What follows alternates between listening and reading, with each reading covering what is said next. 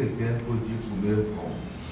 Quando seus parentes estiveram vistos, saíram para segurá-lo, porque diziam que está fora de si. Chegaram sua mãe e seus irmãos, e ficando ao lado de fora, mandaram chamá-lo. Muita gente estava sentada ao redor dele e disseram: olha, tua mãe, teus irmãos e tuas irmãs estão lá fora te procuram. Quem te procura? Ele perguntou-lhes, dizendo: quem é minha mãe ou meus irmãos? E olhando em torno para os que estavam sentados em roda, disse: eis minha mãe e meus irmãos. Pois quem fizer a vontade de Deus, esse é irmão, irmã e irmã.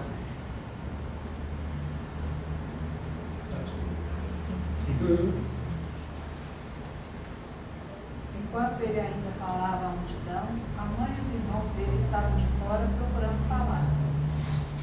E alguém disse: olha, tua mãe e teus irmãos estão lá fora e procuram falar. Mas ele respondeu e falava: quem é minha mãe e quem são meus irmãos? E estendendo a mão para seus discípulos, disse: eis minha mãe e meus irmãos.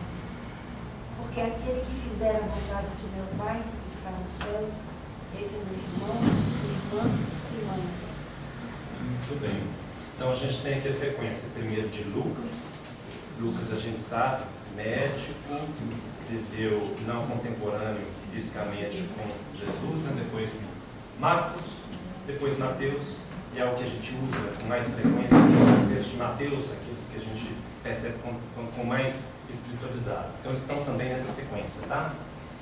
A primeira coisa que acho que a gente podia conversar é sobre a multidão. A gente já conversou isso aqui há alguns tempos.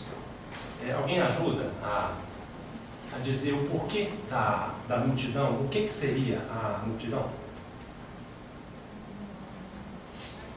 É o que busca, né? Aquela coisa de imediato. Né? Falou que ele está curando, nós vamos todo mundo para lá, né? Está dando pão, a gente corta. Já tem lampejos aí de consciência, já busca, né? Já sabe que ele encontra. Tem um quê aí de necessidade imediata, necessidade de imediatismo e um quê de comportamento de rebanho também, né? Vai, né? Todo mundo vai, eu vou também. Aliás, aqui no texto, nos textos, né?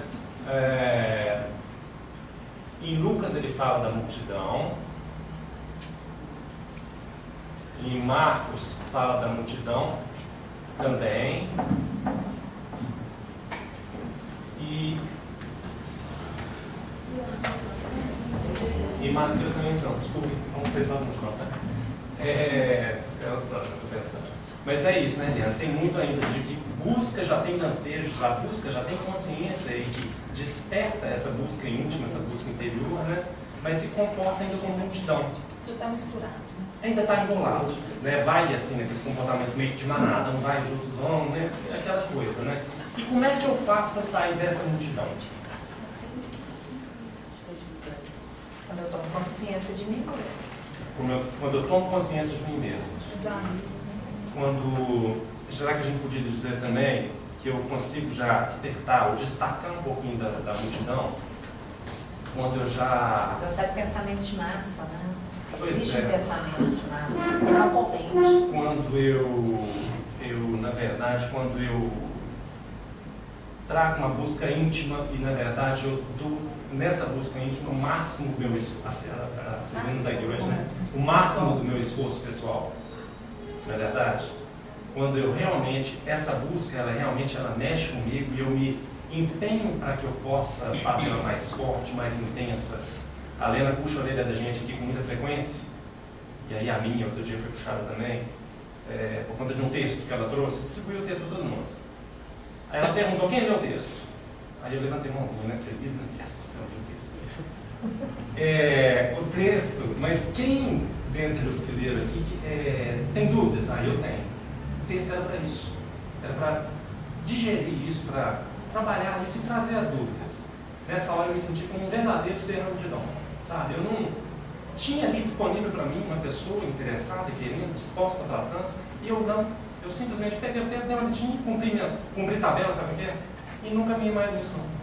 Esse é um movimento que eu acho que a gente tem que ter. Eu já posso assim, atentar para isso com mais clareza, com mais intensidade, né? Sair da multidão, dar de mim o meu máximo de esforço pessoal, se é algo que eu realmente acredite. Não é isso? E aí, hein? Família. Família é o ponto-chave, né, desse texto, né? Família é bom demais no porta-retrato, né? Pendurado na parede. Pendurado na parede. Lá longe, né? Não foi dado, né? Mas, família. O que é uma família, gente? O que é família? Eu sei que ela é meio vaga, assim, meio solta, mas família terrena. Vamos falar de família terrena. O que é família? Tem que distinguir primeiro, né? Consanguinidade, o que é que você quer falar? Terrena, Beatriz. Boa. Terreno somos todos nós, uma família só. Consanguíneo. Somos todos parentes. Consanguíneo. Consanguíneo é aquela que você nasce ali no pai, mãe, tios, né? As DNAs, vamos dizer assim, genética. Mas será que é uma obra de acaso? Eu ter o pai que tenho, a mãe que tenho, os irmãos que tenho, os primos que tenho, a esposa que tenho, os filhos que tenho? Não. É não, né? Será que é obra do acaso? Muito bem preparado, né? Como é que é? Muito bem preparado pela espiritualidade maior, né? Estamos aqui para poder, como diz Jesus, 3 contra 2, né? 2 contra 3, né? para a gente burilar e crescer espiritualmente, né? Ou seja, mesmo falando da família consanguínea, terrena e consanguínea, né?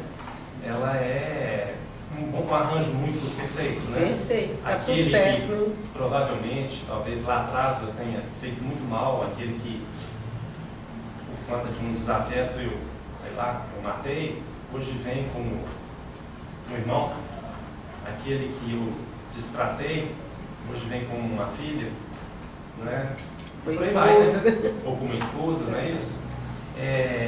Acho que bacana demais o conceito de família, que na verdade é um campo de ajuste, é uma grande oportunidade que a gente tem, que eu tenho, para poder ajustar, na verdade, dar respostas melhores do que eu dei no passado. É um campo de ajuste. Porque essa de quem é joia, né, a princípio, né? Mas danado que tem isso aqui, né? Tem os desafios, tem os desencontros, aquele com quem eu tenho dificuldade danada de relacionar, aquele que aparentemente é um peso, que de certa forma é um peso para que eu conviva com aquela pessoa, né? Que me traz desconforto. E quando ocorre a separação, o desencarne, por exemplo, aí você é mais, né? Ok. Você cumpriu essa etapa? Se a gente entender que a gente está aqui cumprindo missão e vivendo provações, certamente é uma missão cumprida. E o texto fala muito disso, família fala muito disso. E quem ficou? Continua isso. Continua cumprindo. Como? Pois é. Dá para esperar? Mas é isso mesmo. E quem ficou, né? Se a gente entende que é um arranjo muito bem elaborado, tanto a família, e se a gente está falando aqui, de família terrena, mas a gente já está com entendimento aqui de família espiritual, que é o que a gente vai trabalhar também, né? A gente não está falando nem de nascimento e nem de morte mais. Que é algo que eu tenho que trabalhar isso com muita intensidade. Não há como mais falar de nascimento e nem de morte. Há sim falar de transição. Então, aquele que se foi, na verdade, transitou. Ele não foi. E aquele que nasceu, chegou.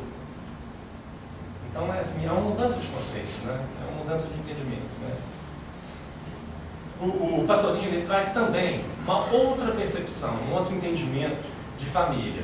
Ele traz, a Vanessa colocou aqui há pouco o seguinte, a dificuldade, às vezes, e até uma coisa que eu tenho que trabalhar também com intensidade, não é difícil, é complicado, a caminhada é longa, não é isso não. Tem que trabalhar o Evangelho como uma boa nova, e é o que realmente ele nos traz. E a família, o Pastorinho, eles nos trazem, daqui a pouco tem um texto falando sobre isso. A família é o seguinte, lá atrás, no texto, ele fala que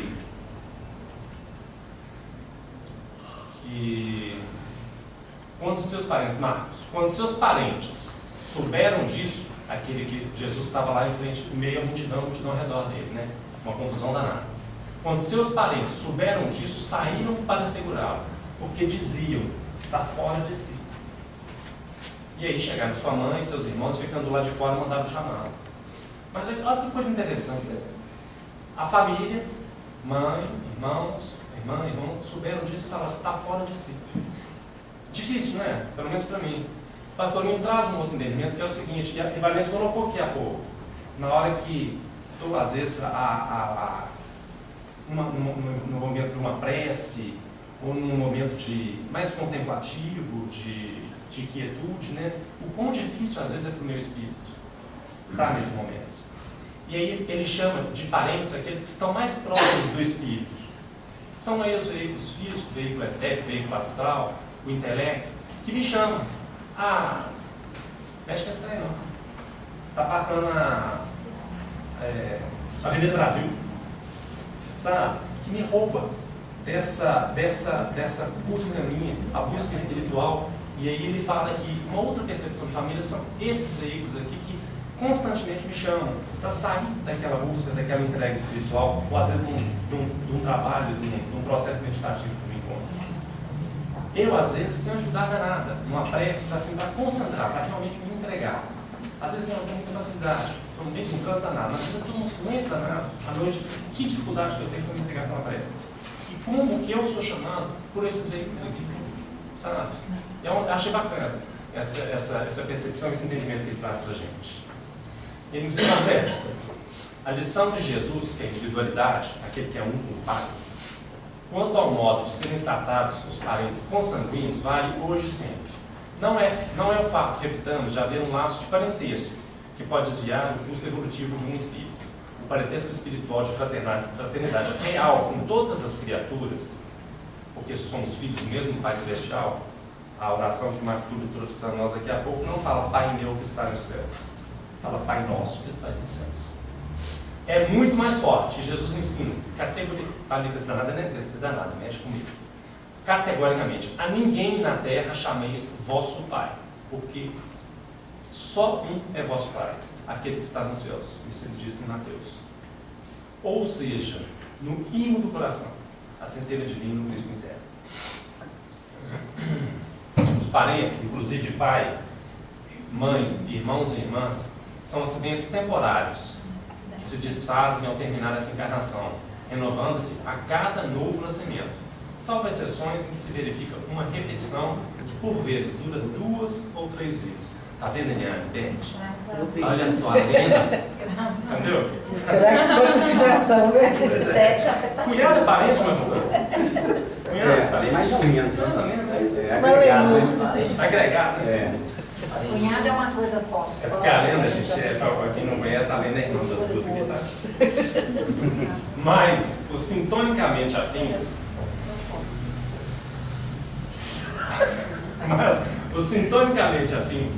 Pois é, mas não é tem esse não. Presta atenção. Pois é, Os sintonicamente afins, esses seguem em grupos homogêneos, que mesmo sem parentesco físico, alguns se reencontram seguidamente durante milênios. Aqui o irmão Dias falou no sábado, né, que tinha uma pessoa que já era a 4ª encarnação com o mesmo grupo de dificuldade, que agora já não era mais possível, tinha que dar outra resposta.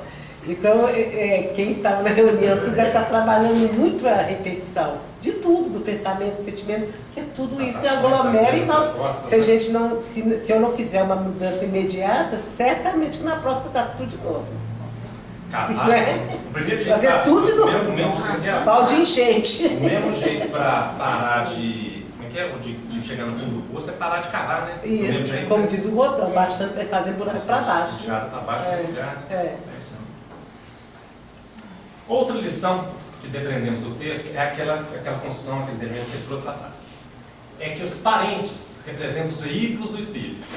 Físico, etérico, astral e intelecto, que são os parentes terrenos mais próximos e chegados ao espírito encarnado.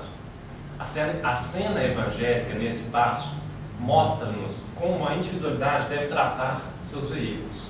Muitas vezes o espírito se retira ou trabalha na meditação ou no estudo. E os veículos físicos vêm chamá-lo, porque o acham fora de si, desequilibrado. Mas o espírito, de acordo com a lição de Jesus, precisa colocá-los no seu devido lugar. Eles têm que ser veículos que façam a vontade do Pai, a centelha divina, e que conduzam à espiritualização. Está falando aqui da sintonia dos grupos afins, das afinidades, né? Esses grupos homogêneos que se reencontram, que se seguem, né? Eu queria fazer uma proposta de uma brincadeira de pote, de uma, como é que chama? Tem a dinâmica, né? Vai fazer uma brincadeira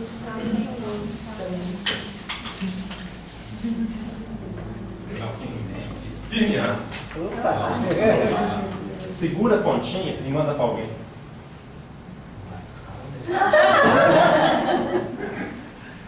Mas agora você segura a pontinha, agora você segura e manda para alguém.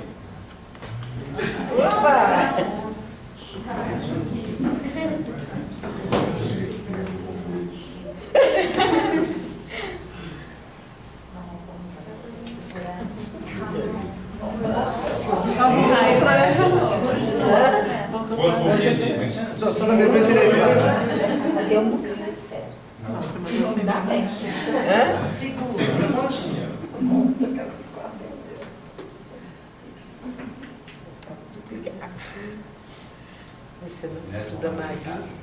As mulheres são, né? Feminino pega o tempo para trás. Ela vai, pega, segura, desembola, vai com delicadeza, né, feminino? Perdemos muito, né, Rodrigo? Né? Goleada, né, Rodrigo? De goleada. A Dilma está mudando isso tudo aí, né, quadro?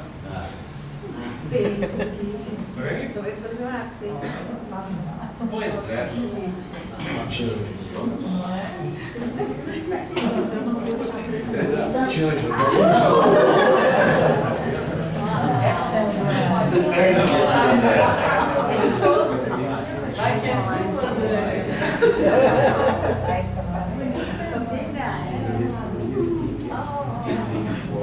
De André para André.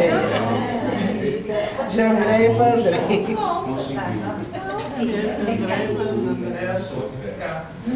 Mas não vai focar ninguém não, tá? Pode. O negócio é costurar lá atrás. Olha, todo pescoço, hein? O negócio é costurar lá atrás. Do 10 para trás. O senhor. Na cabeça. Segura a pontinha. Tem gente que tá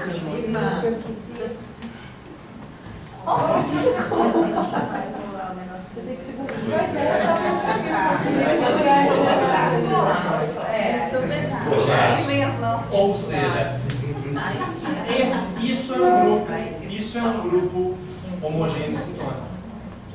E olha o seguinte, nós estamos passando um novelo de lã, a gente está distribuindo ele e cada um segurando, isso mostra as nossas inter-relações, as nossas interdependências. E a gente está falando aqui desse grupo que é um grupo afinizado, sabe-se lá quanto tempo que a gente caminha junto, né, Liana? E quanto tempo vamos caminhar mais? Como Né? diz a Júlia, em algum momento nós nos Marcamos esse encontro. Não é verdade? Esse encontro não é gratuito, né? Não é não. E a gente está passando o novelinho, segurando e formando uma teia só entre os que a gente vê. Porque o novelo podia estar sendo mandado para cima também, né? Para baixo. Para baixo, não é verdade? Então, esse é um grupo sintonicamente afinizado. É uma família sintonicamente afinizada. E é onde a gente fez o abate, né, Patrícia? É, amiguinho, tá com medo de sobrar, hein, nego? Porque ela tem esse lá de fora ali, ó. Nossa Senhora. Pra mim. Mas é isso. Quem pega mais de uma vez tem mais dívida com o grupo. Com certeza. Pior de tudo é que enrola o pescoço igual, né? Carregar nas costas, eu, hein? Eu tô quase morrendo. Você tá gostando de carregar nas costas? Agora vamos lá. Eu tô gostando de estar aqui, é por isso que eu não Essa é uma visão de família que, na verdade, extrapola um pouquinho do tradicional. Né? Não é uma visão. Explica como desenrola esses laços. Pois Ela está explicando como que pode desenrolar para que a gente saia dessa teia. Da nova resposta. Dando novas respostas. Eu fico com as novas respostas. Olha só, André, novas respostas é um jeito de desenrolar.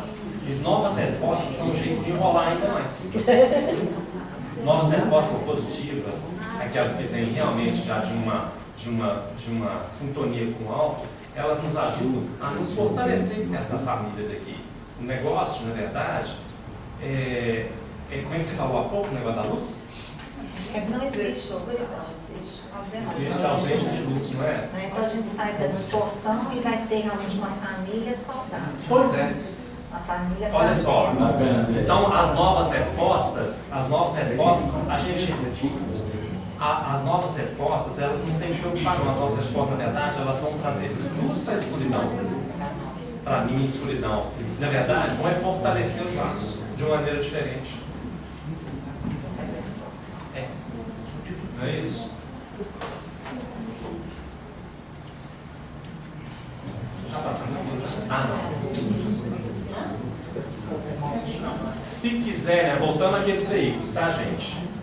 Se quiserem atrapalhar, conclamando o espírito para a satisfação dos apelos do físico, as sensações pretéritas, as emoções desequilibradas do astral e os prazeres puramente intelectuais, não devem ser atendidos, mas rejeitados enquanto o espírito busca seus pares, os que estão na mesma faixa vibratória. As exigências fisiológicas tendem sempre a afastar o espírito de sua ascensão evolutiva. E é por isso a personalidade é realmente o ego negativo, aquele que invoca, aquele que leva para baixo. É sim um Satanás ou o diabo, que tenta desviar todos os impulsos que levam ao sistema, ao absoluto, ao polo positivo, que é árduo de conquistar, mas arrastá-lo para o polo negativo, onde tudo é mais fácil, agradável e satisfatório. O espírito prevenido pelo ensino do mestre recusa ouvir essas exigências. Ele responde autoritariamente que, se quiserem algo dele, o acompanhem em sua evolução, como servos ao Pai, dóceis e eficientes. Bacana, né? E aí, na hora que eu falei das dificuldades, olha só. Esse aqui é um versículo de Lucas. E esse último versículo de cada um dos evangelistas, ele muda alguma coisinha. Lucas muda mais. Ele, Jesus, porém, respondendo, disse-lhes: minha mãe e meus irmãos são aqueles que ouvem a palavra de Deus e a praticam. O que é ouvir a palavra de Deus e a praticar? O que poderia ser isso?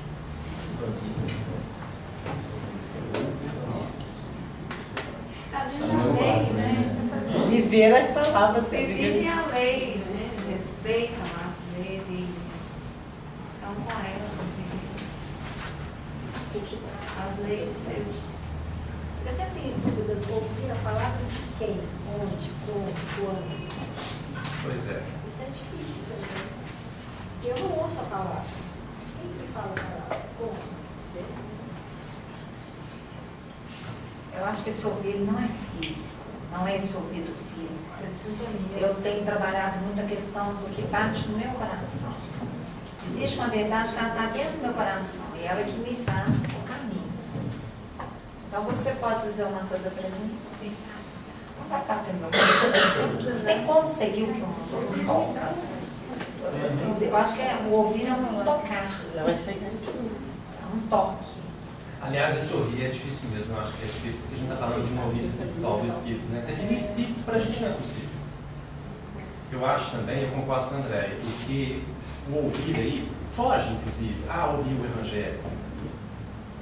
Se for assim, como é que ficam os budistas, como é que ficam os muçulmanos, como é que ficam os indígenas, né? Esse ouvir, acho que tem a ver com o Evangelho sim, mas aquilo que o Evangelho nos traz no seu hino, né? Esse ouvir aí, a palavra de Deus, e praticar, é sim, eu entendo assim também, que é aquilo que me toca, aquilo que realmente toca o meu coração, de forma pura, de forma verdadeira, de forma aquilo que eu estou sintonizado também. E depende de esforço, né? Com certeza. É isso mesmo, né? E a praticar. Eu acho que é muito sutil, né? Às vezes uma pessoa fala uma palavra que te dá um entendimento ali naquela hora, né? Tem que estar aberto mesmo. Eu tenho que estar aberta, pedindo ajuda, pedindo que eu entenda e compreenda, porque Posso ler um livro todo e não entender nada. Né? Tá cheio de conteúdo, mas o meu coração não absorveu nada.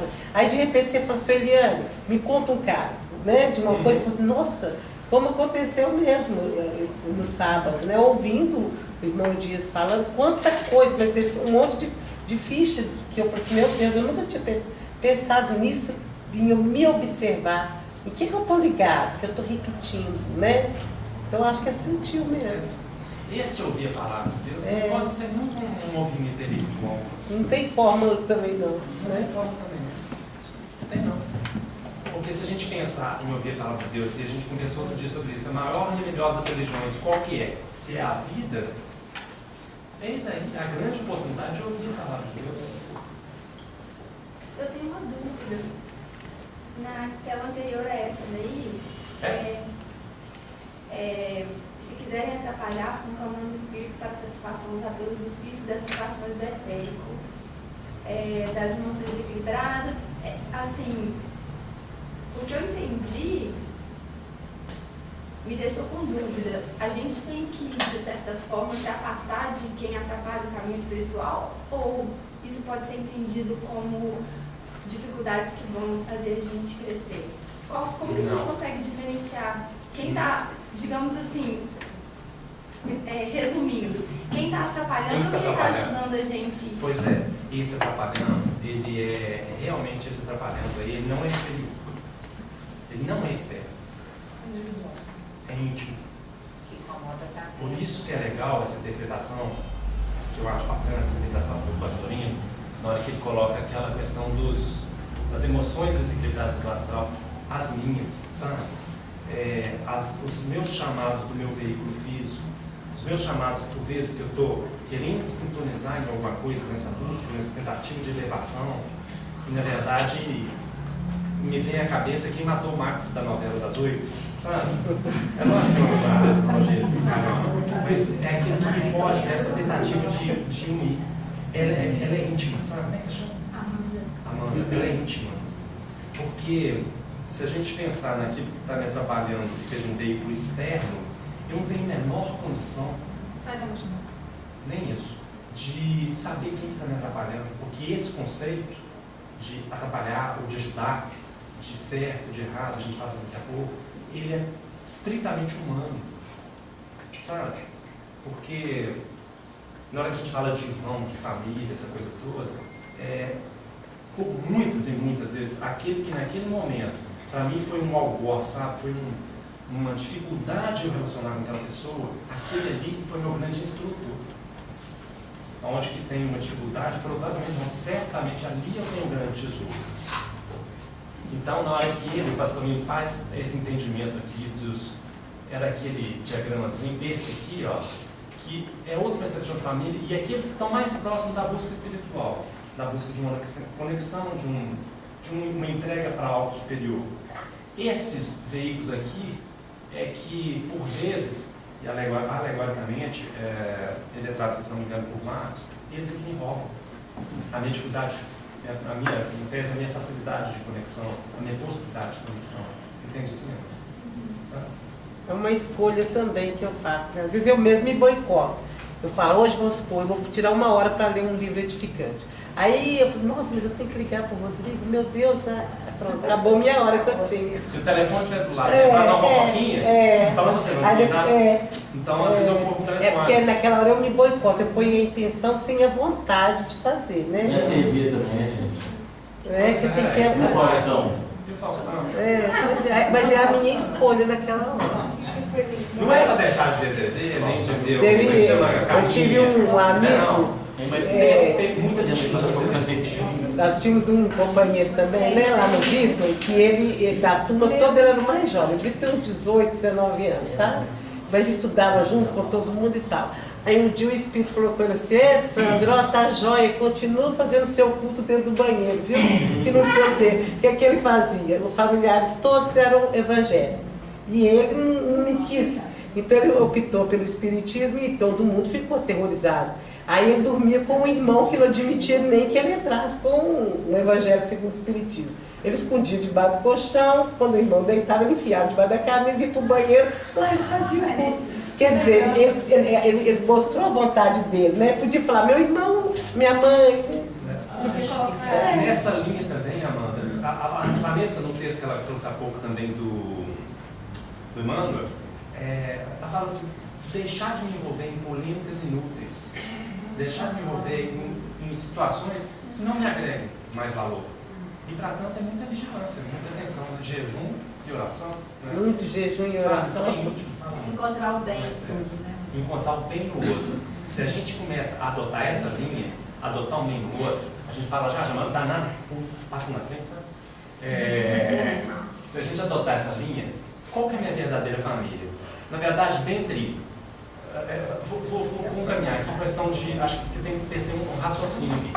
Eu tenho, entre outros, eu tenho pelo menos duas perspectivas. Eu sou um ser humano que possui um espírito, ou eu sou um ser espiritual que possui uma humanidade. Se eu me vejo como um ser humano que possui um espírito, é mais ou menos assim. Eu tenho um barquinho, uma bicicleta. De vez em quando eu pego ele, passei com ele lá no lago, uso ele, encosto dele, mas de vez em quando eu deixo ele de lado, de vez em quando eu esqueço dele. De vez em quando eu pego minha bicicleta, uso a bicicleta, passei com ela, estou próximo dela e de repente, de vez em quando eu encosto ela, eu me afasto da minha bicicleta. É uma analogia, é o seguinte, é um ser humano que possui um espírito, quando na verdade nós estamos buscando um entendimento, e aí é simples uma questão de fé. Ser um ser espiritual que possui uma humanidade. Isso muda muito a relação de família. Como? Se eu sou um ser espiritual, vivendo uma experiência chamada humanidade, enquanto humano, eu não tenho poder sobre a luz. Tem não. A luz é divina, é do alto. O que eu posso fazer, sim, é abrir as janelas para que a luz possa entrar, para afastar a escuridão. E se nessa fase humana,